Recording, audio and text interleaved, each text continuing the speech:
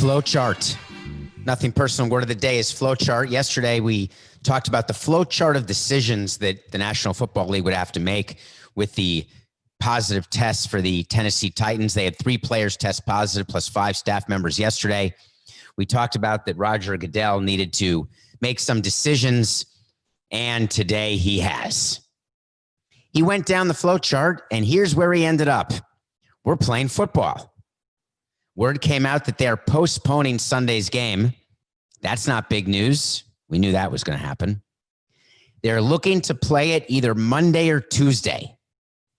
That was the part of the flowchart where Roger Goodell realized that having 2 teams not play when you can't play a doubleheader, I guess they could play like a 3-quarter game and then another 3-quarter game, like the baseball plays 7-inning games.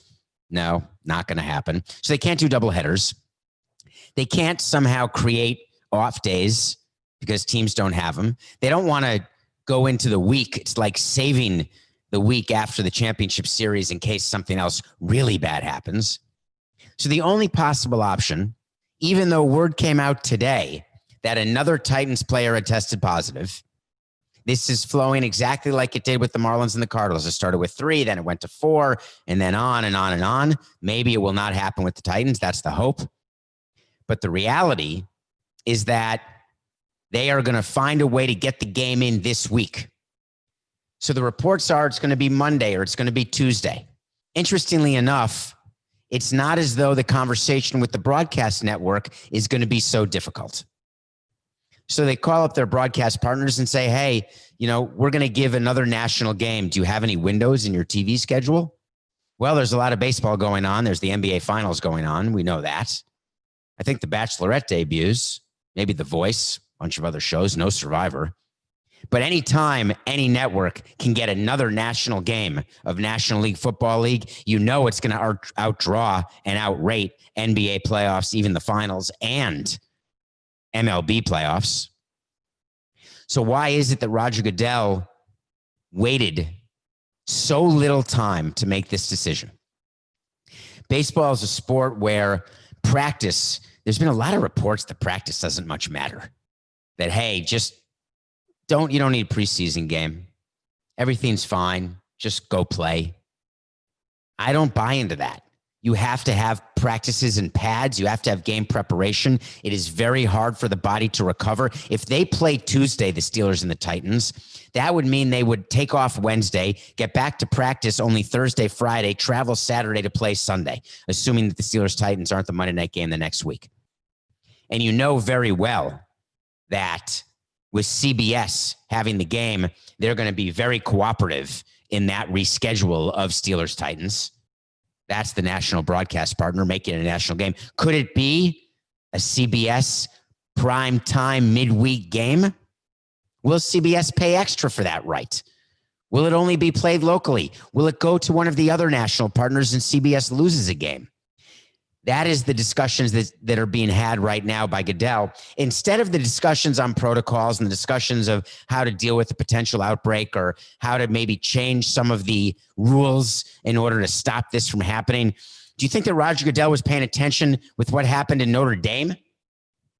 Did you read about Notre Dame and they had 18 positive COVID tests on their team and they traced it back to a team dinner that they had? It was the one time that they all got together as a team without masks, maybe without proper social distancing. One guy apparently vomited during the dinner, and it was from dehydration, not from COVID, yada, yada. The whole team has COVID. So then they decided after the fact, you know what? We're not going to have team dinners anymore. And if we do, we're going to sit so super far apart that no one will be able to talk without a microphone. There are adjustments that these leagues have to make. There's adjustments that cities and states are making, businesses are making. I get the feeling that the NFL is not as interested in making any sort of adjustments, even though they say health is the priority, safety is the priority. We saw the sacrifices that the NBA and the NHL did by going into a bubble. We saw the sacrifice today that Major League Baseball did throughout the course of their 60-game schedule, stopping games, playing doubleheaders, all sorts of issues they had to overcome to get to the playoffs. What sacrifice is Roger Goodell willing to make? Well, it looks like we're going to start with moving the game from Sunday to either Monday or Tuesday. It seems to me, as I follow the NFL and enjoy the NFL, for them, denial is not just a river in Egypt. Well, we had a phenomenal day of baseball yesterday. I mean, if you're not excited, we had 4 playoff games yesterday. There are 8 playoff games today, September 30th. By the way, tonight, totally off subject, tonight is finally September 30th. The People's Choice Podcast of the Year will be announced in the sports category. I think the ceremony may be at 6 p.m. I'm not sure. I'll be watching maybe the 5th of the 8 playoff games. They start at noon. 1, 2, 3, 5, 7, 10, 4. Hike. Thank you for your support of Nothing Personal. I'll let you know tomorrow. Tomorrow will go one of 2 ways. Oh my God, we won. Oh my God, we were nominated. Either way, it's going to be a positive report. So I sat down to watch the playoff games yesterday in Major League Baseball, and I totally forgot about the 60-game season. I didn't think much about 2 teams being in there under 500, Astros and the Marlins. Not the Marlins, the Astros and the Brewers. I didn't think much about seeding matchups and how the Dodgers had to play a 2 out of 3 and the Rays were playing a 2 out of 3 and they could get eliminated by the Toronto Blue Jays. I just thought about what it was like when I was in the playoffs with the Marlins, what it's like for these teams, what it's like for these players, and how quickly the regular season becomes meaningless. Do you know what the record is for the Cleveland Indians and Shane Bieber going into yesterday's game? It's the same as the record for Gerit Cole and the Yankees, 0-0. It's a new beginning, a brand new start. It was the game of the day yesterday, Indians against the Yankees, and it was an exciting game for, count it, 4 pitches. The game was over before I had a chance to pop the popcorn and open the Skittles. It was done. Aaron Judge hits a home run off Shane Bieber, and it is 2-0 Yankees. The Yankees crushed them. Bieber gave up 7 runs, the worst start of the year by far in his playoff debut. All of the talk of the Triple Crown, Cy Young Award, everything that Bieber had, it didn't mean a thing. All the talk about the Yankees 2-6 in their last 8 games. The lineup, are they good? Are they not good? Stan's now hitting 5th. He hit a home run, by the way. Voigt's in the cleanup spot. Judge, is he good? Yeah, he's fine. He hit a home run. Should we start Gardner? Should we start Frazier? Let's start Gardner. Gleyber Torres, is he still good? He was good, and now he's not good, but he's pretty good. We're going to play him. 4 for 4. The Yankees showed that if you get pitching the way they got from Cole, and your lineup plays to the ability that it was built to play to, they're going to be hard to beat. And if you're the Indians, you know that you can't beat the Yankees 12-10. You've got to beat them 4-1 or 3-2. That is your only shot. When you've got Bieber going on the mound, you've got to get that first game. Now, in a 2 out of 3 series, I'm always fascinated by the importance of the first game. You got to win number 1 because now all of a sudden the Indians have to win 2 in a row. It's impossible. Teams win 2 in a row all the time. This series is far from over. Tonight we've got Masahiro Tanaka going. Could you try again? Second time in a row. Coca, I'm turning Siri off, I promise. I don't know how I'm going to do it. It says call root Coca. I'm turning Siri off. I'm just getting out of this. I'm completely canceling out. We're starting over. Flowchart. Nothing personal, word of the day. I'm just kidding. We're not starting over. Masahiro Tanaka pitches tonight for the Yankees. It's another 7 p.m. start going in Carlos Carrasco. Remember Carrasco with the Indians, recovering from cancer, starting right now? Tanaka's at the end of his 7-year deal. It's been a successful 7-year deal, some would say. I would say he's been fine. Certainly not a superstar. He's been a nice number 3 starter. Came in with hopes of more. The Indians realize that they're going to have to get to Tanaka somehow, and they will. My wait to see today is that Tanaka is going to lose to the Indians. This is not my pick of the day. It's my wait to see that not only will he lose to the Indians, but also this will be his last start as a Yankee after 7 years. I wonder whether Yankee fans watching the game last night said to themselves, we're going to run the table. We've got the Dodgers. I wonder where the Indians said to themselves, we should have traded Lindor. We shouldn't have traded Clevinger, even though he's hurt. We shouldn't have traded Bauer. Although they did get Josh Naylor, who did go 4 for 4. Josh Naylor on the Indians went 4 for 4 with a home run, 2 doubles, and a single. He's a guy we drafted with the Marlins. He was always a big hit guy with no position to play. They're playing him in the outfield. I think you learn when you're in the playoffs or when you're in the industry, you cannot focus too much on one game. And the Yankees and the Indians are both going to be really smart about that. And as they head in today's must-win game for the Indians, this series is not over. Okay, the Twins played yesterday. What's noticeable about the Twins? Did you notice that they didn't win the game against the Astros? Did you by chance notice that they had an easy play on a ground ball to short and that Polanco made an error because he didn't set his feet? Did you notice that Brantley then got a hit and the Astros ended up scoring multiple runs and winning the game? I'm just curious if you watched that game and you noticed, because you were rooting so hard against the Twins, against the Astros, I should say. Did you notice that the Astros took advantage and that even with Altuve not getting a hit, though he did get 2 walks, even with Zach Greinke being decent, being taken out early, with Dusty Baylor never takes out a pitcher early, as we've discussed on Nothing Personal. And then they put in their rookie starter who went 5 innings, finished the game. Did you notice that the Minnesota Twins have now lost 17 games in a row in the postseason? It is the greatest, longest losing streak in the history of sport.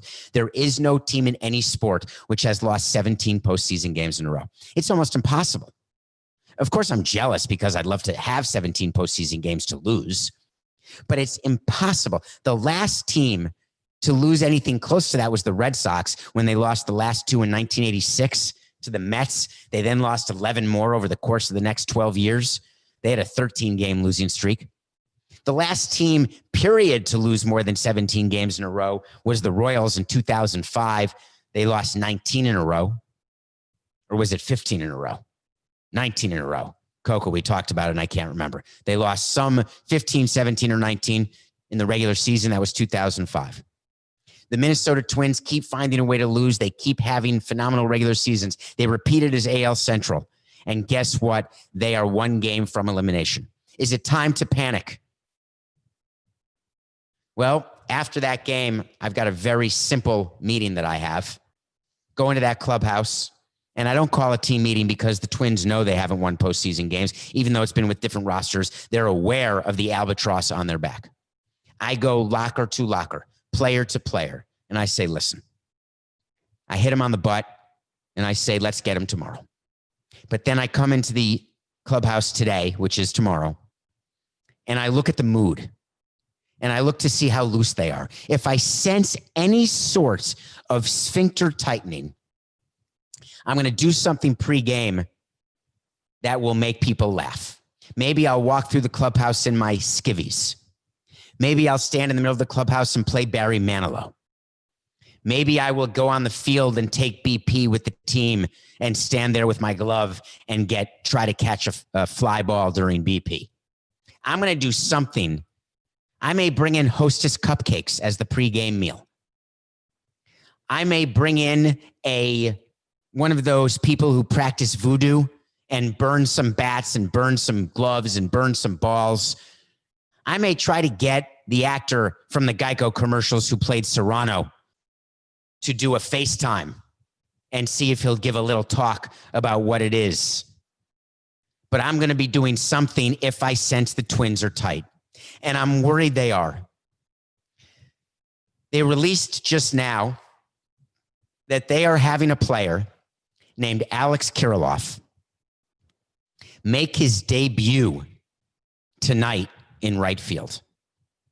not his season debut, his major league debut as the number 2 Twins prospect. His major league debut is in an elimination game. He was a 2016 first round pick. He is going to start in a playoff game where the Twins have to win. That smells of panic to me. I don't want to risk hurting the mental game of Alex. I don't want to risk him going 0 for 4 with the turkey, 3 strikeouts, and having the Twins lose their 18th playoff game in a row and getting eliminated, and having Alex think in any way that he had something to do with it. If he had not been ready, Coco, was he hurt all year? Was he in the alternate site? Do we know? Let's pretend he was hurt all year and he's finally healthy and ready to go. You're going to make his debut, game 2 of the playoffs? Let's pretend he wasn't hurt all year, but he never was worthy of having his major league debut. Now, an interesting note, I have to go back and look at the rules for the playoffs. This is a good question for anyone out there because I'll correct myself if I'm wrong. Players do not get service time for playing in the playoffs. It is possible that Alex Kirilloff will be playing a Major League Baseball postseason game with 0.00 service time. And he will end the playoffs even, let's say he wins the MVP. Let's say that he becomes Miguel Cabrera and ends up hitting cleanup and ends up being the superstar, wins the LCS MVP, the World Series MVP. Could be the first ever player with 0.0 days of service time. We got to check that, Coca, because it's just insane. Twins, don't panic. Don't ever let them see you sweat. I wonder if the Oakland A's are sweating. They could be. We lost our pick of the day yesterday. You know that. We're down to 21-15. We had the A's beating the White Sox, but they didn't. The A's lost to the White Sox because the 1927 Yankees would have lost to the White Sox yesterday. Lucas Giolito pitched almost a perfect game. He was perfect through 6. He was unhittable. The A's simply had no chance. Now, people will say the A's made a mistake by starting the left-handed pitcher Luzardo because the White Sox never lose to lefties. They're now 15-0. That's horse hockey. The White Sox won the game having nothing to do with Abreu's 2-run home run. Nothing to do with Engel's postseason debut home run in his first at-bat. No. The White Sox won the game simply because they had Lucas Giolito. When you run into a pitcher like that in the postseason, you are going to lose the game. It's that simple. It didn't matter that the White Sox were the coldest team heading into the playoffs. Didn't matter. Just like it didn't matter for the Indians that they were the hottest team, having won 9 out of their last 11 heading into game 1. When you face pitching that works, you lose. Lucas Giolito got it done. The White Sox go for the sweep today. My wait to see was the A's sweeping the White Sox. I can still win half of that. We'll see what happens. Okay, so what is the mentality that we're dealing with right now? It is very bizarre in a 2 out of 3 series because every loser from yesterday, the Indians, the A's, the Twins, there was a 4th game, and I'm completely blanking. The Indians, the Twins, the A's. What was the 4th game in the American League, Coca? This is nothing personal. We do a show, and once in a while, I just lose my mind. The Blue Jays, of course. The Blue Jays lost to the Rays and Blake Snell. Thank you. Sorry, Blue Jays fans. I love you, Canada. I don't know why I forgot about them. What do you do when you're heading into a game 2, when you're up game 1 and it's a 2-game series? Here's the mentality that you have to have and what you're telling your team. These game 2s today in the American League are being treated like game 7s by both teams, even though it's really a game 6. Let me explain. It's too long. Let me summarize. It's a game 7 for the team down 1-0. Because if they lose, they're out. It's a game 6 for the team up 1-0 because if they lose, they still have game 7. But the mentality of the teams up 1-0 has to be to close it out today, because you don't ever in baseball, much more so than basketball and hockey, you don't want to get to a game 7 in baseball when you are up 3-2 in a 7-game series, or 2-1 in a 5-game series, or 1-0 in a 3-game series. Because in baseball, as we learned yesterday, if your pitcher doesn't have it, you lose, no matter how much you're favored. If for whatever reason your hitters are grumpy and the balls don't fall in, any team in baseball can beat any team in baseball in a game 7. Hard stop. Forgetting home court advantage, forgetting fans or no fans, forgetting your payroll. It doesn't matter. In a 1-game series, which is why owners are so over and upset with the 1-game wildcard rounds, in a 1-game series, anything can happen. So when you've managed to squeak out a win like the Astros did, or get a performance like the Yankees got from Cole, or the White Sox got from Giolito, or the Rays got from Blake Snell, you know what you're doing today? You are closing it out. And the Rays have a chance, even though they're pitching against the Blue Jays' #1 starter, Ryu. They held Ryu out because they wanted to give him an extra day's rest. They knew he could only pitch one of the first 2 games, only once during the series. So you might as well start Shoemaker, follow him up with Robbie Ray. Not a good plan. You want to be up 1-0 in a 2 out of 3 series. Believe me, you do. So the Blue Jays get to counter with Ryu. But guess what? The Rays are the better team. And the Blue Jays will be sorry they didn't pitch Ryu in game 1. My nothing personal pick of the day, as we're now only 6 games over, 21-15, is that the Rays will end the Blue Jays season today. Ryu will lose to Glasnow. Other things, it's too much today. How do we deal with this, Coca? What do you watch? I don't know what to do. The NBA Finals begin tonight. Heat, Lakers. So there was a media availability yesterday, and LeBron James said some things that we have to make sure we tell you about, because he was so full of it that if I looked carefully and I had been in the room, I would have handed him some Charmin so he could wipe his nose and mouth.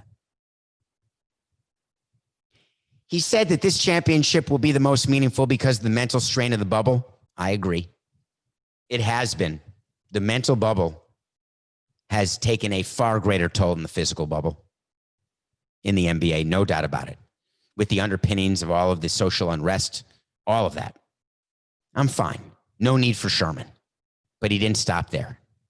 He then said that beating Miami is of no factor or consequence. Doesn't matter. I just want to win the title. I don't care if it's over Miami or over the Celtics or over any team in the Eastern Conference. I just want to win. Well, LeBron, that would make you the first player in history who has an ugly exit from a team and has no interest in beating that team when they face that team in the playoffs. That would make you different in every way, in a way that I've never seen a player be different. It would literally be a first. But LeBron, here's the thing. You're not fooling me. I know exactly what your relationship is with Pat Riley. We all do. We know exactly how the exit went for Miami and things that were said, things that were done, the consternation you felt. Having been to the finals 4 straight years with the Heat, won 2 titles with them, it was an ugly breakup.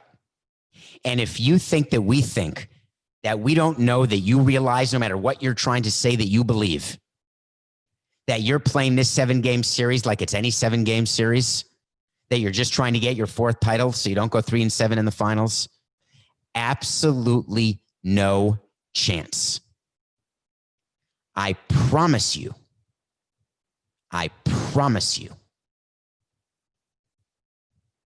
that LeBron James is going to be the MVP of this finals if the Lakers manage to beat the Heat, because he is going to single-handedly make sure that he reminds Pat Riley Eric Spoelstra, and everyone else in the Heat organization that him leaving was the difference between winning and losing. I'm going to give you a bonus pick as I promised I would. And the bonus pick is the following. The Heat tonight will cover. The Heat are getting 6 points from the Lakers. The Heat are a really good team. I'm not sure that they lose this series, even though everyone says the Lakers in 5, Lakers in 6. No chance to beat Davis and LeBron 4 to 7 times. I'm not sure I'm buying it. The Heat find a way to win. Take the 6 points and watch baseball, watch basketball, try to figure out your picture-in-picture. We'll see what happens. Remember, we're 21-15, 2 picks. We've got Rays over Blue Jays and Heat getting the 6 points. Okay, we're going to do a Nothing Personal update right now. The Nothing Personal update is based on a segment that we started in the show. And you know how Nothing Personal goes. We go 45 minutes and that's it. And when things happen during the show, we'll talk about it. If Coca tells me in my ear, we got to talk about it. We'll update things. We'll correct things. We talked about the Tennessee Titans and how rumors are they're playing their game either Monday or Tuesday. That was released. That's a rumor. I don't know how. Well, guess what? Nashville, which is where the Titans play, have a Major League Soccer team. And that Major League Soccer team has a home game on Tuesday night. And they share their stadium with the Titans. Remember, Nashville is the soccer club. Remember, they withdrew from the MLS Cup that was in Orlando a couple months ago because they had that COVID outbreak. And instead of trying to get better, they just said, you know what, we're leaving. And they left the bubble. Well, now MLS has started again, and MLS has a game Tuesday night. But in a release that the NFL had just today, they said that we will play either Monday or Tuesday. Do you think the NFL has the hubris where even with a conflict in the stadium, that they would win that conflict and that the Titans would get to play instead of the Nashville team? Well, I'll tell you what. I'm going to make the benefit of the doubt here with the NFL and Roger Goodell that he took his thumb out of his mouth and he spoke to the president of the Titans and they went over the lease that the Titans have in their stadium and the lease that the Nashville MLS team has. When I say Nashville MLS team 5 different times, you know what that means. Nothing personal, people. After a year, you know what that means. I don't know their nickname. I admit it. Maybe it's just the Nashville Soccer Club. Maybe they have no nickname. Maybe that is the nickname. Here's what the lease may say. And I know this because the Marlins had a lease with the Dolphins. And the lease stated that the Dolphins had priority every day of the week and twice on Sunday. If there's a Dolphins game that needs to be played, sorry, Marlins, you're not playing. I will bet you dollars to donuts that in the lease that the Titans have, it is very clear that they have scheduling priority. And even in case of a force majeure, which is some sort of event that they can't control like COVID, although I could argue they could control it. We're going to have we're going to talk about that next. That in the lease, it says that they win. Any conflict, NFL wins. And that MLS is very aware as well. And the NFL didn't even have to call MLS. That NFL could do a release saying Monday or Tuesday. They'd prefer to do it Monday. Although they're going to have to speak to CBS and figure out when to put it in the national circuit for this week. But obviously you'd rather play Monday so the teams can have enough of a practice week going forward, as we talked about earlier in this show. But while there could be outrage by soccer fans that a home game could be moved, changed, canceled, postponed, just know the odds are that your soccer team is a second-class tenant to the Tennessee Titans. Wait to see. All right, speaking of the NFL and COVID, what do we got, Coca? You know what I want? I want to talk to Samson. Yes, you do. Thank you from Half Baked. So you want to talk Samson? It's a segment we do almost every show. Get into my Instagram at David P. Samson. Get into Twitter at David P. Samson.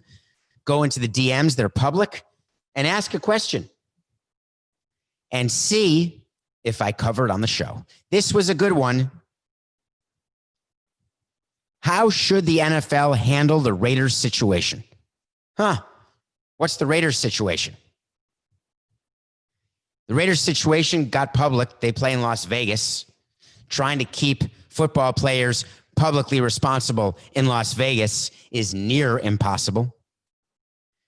Word came out that over the weekend, after their game, several players from the Las Vegas Raiders attended a charity event held by one of their teammates, Darren Waller. A great charity event, by the way. It was a fundraiser used to raise money to help young people overcome drug and alcohol addiction. I am all in favor of charity events. You know that. I'm all in favor. We're all in favor here at Nothing Personal of giving money to charity, giving our time to charity. I am not blaming Darren Waller or any of the teammates who went, whether it was their quarterback, Derek Carr. Remember Jason Witten, their tight end. Bunch of players went. I don't bemoan them that. I think I just used the word bemoan wrong. What I do find actionable is that they didn't realize that when they're at a public event, every single person there is in the press and every single person there has a camera. Every person. When you are a public figure and you are out in public, it is not just the media you have to look out for. It is anybody with a pulse, because anybody with a pulse is now in the media with no training. All they do is take the phone, they take a pic, they post the pic, and it's game over. The picture that was posted was of the Las Vegas Raider players at this event, not practicing social distancing, not wearing a mask. That is a violation of the league rules. So much so that the Raiders owner, Al Davis's son, Mark Davis, who now owns the Raiders, Al Davis, as you know, passed away. His son owns the Raiders. He said in response, "You don't like seeing this. I don't know that it's actually been built into our memories that you have to wear a mask." Mark, I appreciate that quote, but let's be clear that it doesn't have to be built into your memories. It doesn't have to be an automatic that you wear a mask, that it becomes a, what's the word, Coco, when you have when you hit your knee and your leg kicks up, there's a word for that. It doesn't have to be, I want to say secondhand common knowledge, but that's not the word. It's a word when you do something that is just matter of fact. You don't think about it. You just do it. It's like with muscle memory. It's like blinking. It just happens. It's automatic. It doesn't have to be that way with masks at all. The players got to a place. How many times you left your house without a mask? A reflex. Thank you, Coca. It is definitely a reflex. It doesn't have to be a reflex in your memory to put a mask on by any stretch at all. It simply has to be something that when you see you forgot, it reminds you to remember, and you get one if you don't have one and you put it on. I'll give the benefit of the doubt to the NFL players that they didn't realize or they didn't remember, they didn't think about it. I'm not going to give the benefit to Mark Davis saying that it hasn't been built into our memories, therefore we have to make sure we build it into our memories. No. This is one of those things that when you're in the NFL trying to get through a season, especially the day that the Tennessee Titans had players testing positive, you have got to follow the rules. You do not go to these events, and if you do, you make sure that they are not highly attended, or you do what every other 501c3 is doing. You make them virtual, and yes, it hurts. These organizations are absolutely being crushed. They're not getting the money that they need to operate, to help people in need. But the fact is that you cannot sacrifice the rules of COVID and the rules the NFL have put in to try to get through this season in a non-bubble. We said the teams have been fined $250,000 for their coaches not wearing a mask on the sideline. The coaches were fined $100,000 for wearing their mask below their chin, if at all. The NFL has got to fine the Raiders. The evidence is clear. It's not hearsay. There are pictures of the players, videos of the players not wearing masks during an indoor event. You've got to set an example, even though it will cost me a wait to see, where I said teams will no longer get fined. I should have been more clear that teams will no longer get fined for on-field infractions or in-stadium infractions. I should have known better that it's impossible to believe that all teams will behave. Remember when the Cardinals and Marlins had their outbreak? I can just tell you that after that, MLB players got it really straight. Total improvement. The hope with the NFL is that with the Titans having these positive tests, that all the teams will get it straight, that all the players will behave. It is not off to a good start with the Raiders. The way I would handle that situation, I'm the NFL. I'm fining the Raiders. I'm fining Mark Davis. If I'm Mark Davis, I am fining the players up to the maximum amount allowed under the collective bargaining agreement. I've got to make it very clear. It's not about muscle memory. It's not about reflex. This is about team and the players, while doing a very good deed, screwed the whole thing up. Anytime I can talk about Lionel Messi in the show, I'm going to do it, right? How do you not? You have to. Remember the whole story we talked about with Messi and how he wanted to get out of Barcelona? Remember how Messi was trying to negotiate with his father his exit, and it was like an $800 million fee that would have to be paid by another team. And then Messi said, forget it, I'm just staying at Barcelona. Well, Messi met the media virtually. And when Messi talks, I'm going to listen. But what he said yesterday, he must have not only no PR assistants. Maybe it's his dad is his PR guy and his agent. Maybe he's just so famous and so popular that he feels he can say anything and no one will pay attention to what he really means. But not here on Nothing Personal. Messi said, quote, addressing the fans for the first time since this debacle, if any fans were annoyed by something that I said or did, let there be no doubt that anything I did was always with the club's best interests in mind. Please marinate on that for a minute, if you don't mind. Let there be no doubt that anything I did was always with the club's best interests in mind. Well, Messi and LeBron can have a virtual party tonight, because if that's true, that would be a first ever. You're telling me that Messi wanted to leave Barcelona, having nothing to do with the fact that Barcelona hasn't won enough trophies. You want me to believe that he wanted to leave Barcelona and it had nothing to do with the fact that he can't stand the team president, who's about to be voted out, by the way. You want me to believe that Messi wanted to leave simply because it was in the club's best interest?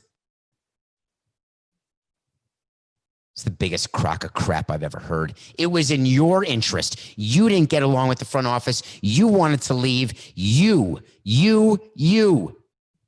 Why can't you stand up and take the microphone and say, listen, our second best player has already left for another team. It's a guy named Suarez. The president of our club is about to be voted out. I don't believe that I'm getting any younger, and I want to win. We've had a great run in Barcelona. I love you, fans. You will always hold a special place in my heart, but I wanted to leave, and I am disappointed it didn't work out. I will play my heart out this year, but after that, I'm leaving. Why isn't that a better way to approach it? The club's best interest. Yeah, it's always in a club's best interest. Maybe he's going to say the following. It was in the club's best interest because I was trying to get you $400 million, and you can use that $400 million to improve your financial situation. That's the club's best interest. That's bogus. The club's best interest is having a player like Messi on the team and having Messi with a good attitude and having Messi playing well and helping the team win. That's what's in the club's best interest. You can do better, Messi. Let's be better when we take the microphone. And that's a theme that we're going to talk about again after the break when we have a review. And believe me, it wasn't a movie and it wasn't a TV show. Welcome back to Nothing Personal. In the remaining minutes of today's show on September 30th, I am going to give a review. You know I watch a movie. You know I watch TV shows, and I like reviewing it. I had a great movie to review today, and I'm just going to review it tomorrow. It's called Thunder Road, but that's not what I'm reviewing. Last night at 9 p.m., I turned away from the Indians-Yankees game, and I turned on the first presidential debate. I love sports. Sports is my livelihood, but sports is not life. What's life is what's going on in our country. I am so proud to live in a democracy where we have a chance to vote and we have a chance to evaluate candidates, where debates happen between candidates, where you can learn what candidates want to do if voted in by the people, what candidates believe is the best path forward for the country.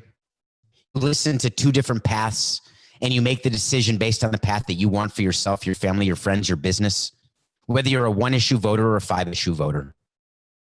Whether you know you're voting for Trump or for Biden, doesn't matter to me who you're voting for. You know what matters to me is that you vote.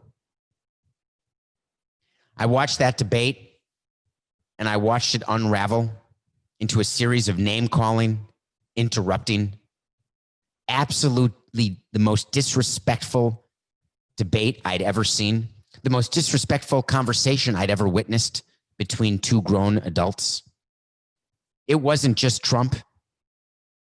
I don't approve of Biden calling Trump a clown, telling him to shut up. I don't approve of Trump not following the rules of the debate and of impugning the life of Biden's son. What did you learn in that debate last night that will help inform you how to be a better American, a better citizen, that will help inform you which way to vote? Did you know who you were voting for? Then why'd you watch the debate? Did you just want to have confirmation bias? You can say I'm voting for this person and watching that debate, I was right. That's who I want to vote for. If you have made your mind up on who you are voting for, we should all be ashamed of ourselves. I am embarrassed and mortified that the choices I have are of these two men who made the decision to use the debate last night as an opportunity to show us everything that's wrong with America. Forget the merits. I don't even want to get into the fact that Trump would not acknowledge his view of white supremacists. Actually, he did. Talked about the Proud Boys. Stand by. You know how scary and sick that is? If you didn't know what Biden's going to do to your wallet and understand his tax plan, do you know now? Do you have a better idea? Do you understand how he wants to open the country or not open the country as it relates to COVID and as it relates to your livelihood? Or were you too busy watching these two men go at each other with Chris Wallace as the moderator who lost complete control, the worst moderating of a debate I've ever seen? I'm not sure anyone could have done better. What purpose did it serve other than showing the rest of the world and every one of our citizens that we in our political process are an absolute, unmitigated, disastrous joke? If you were not embarrassed, mortified, and pissed off, then you just didn't turn to the debate. Intellectual discourse is what we need. Intellectual discourse that teaches people on issues they want to learn about. I don't think one person will change his or her mind or their mind on who they're voting for due to last night's debate. You'll simply say, who I wanted, won. Who I didn't want is a joke. It's not the point. This is the United States of America. This is a presidential election. These elections matter. It's disgraceful in the middle of a debate. They couldn't, either one of them, abide by the rule that you and I know so perfectly. Make it about business. It's nothing personal.